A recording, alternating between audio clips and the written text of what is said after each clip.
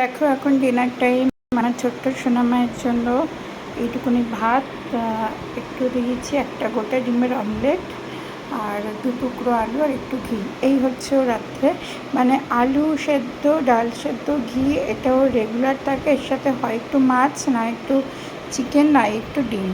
মানে এটা দিয়েছি কারণ ডাক্তার ওকে বলেছে ওকে 2বার করে ননভেজ দিতে।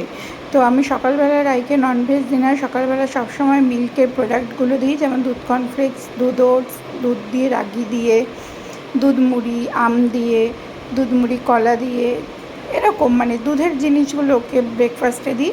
খুব কম দিন আছে যেদিন একটু ডিম পরোটা করে দিলাম, যেদিন একটু ডিমের দিয়ে ওটস দিয়ে অমলেট করে দিলাম, এরকম। আর রাত্রিরে নর্মালি ওকে ডিম, না হলে মাছ, না হলে চিকেন বা মাটনের একটু মেটে এই দিই। এই হচ্ছে রাত্রেবেলা ওকে কোনো না কোনো একটা আমি ননভেজ দিই ওকে।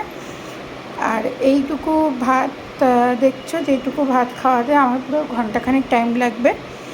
যাই হোক, এই হচ্ছে মাম্মামের ডিনার। তো যেহেতু মাম্মামের এখন 14+ এজ চলছে, মানে 14 মান্থ প্লাস। তো মাম্মামকে এখন এই ডিনারটা দিচ্ছি, একটু আস্তে আস্তে করে আমি ভাত বাড়াচ্ছি, দেখছি ও হজম করে নিতে পারছে।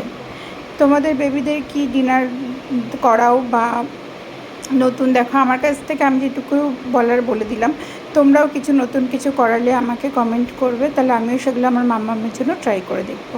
চলো টাটা, গুড নাইট। এখন মাম্মামকে ডিনারটা করিয়ে নিই।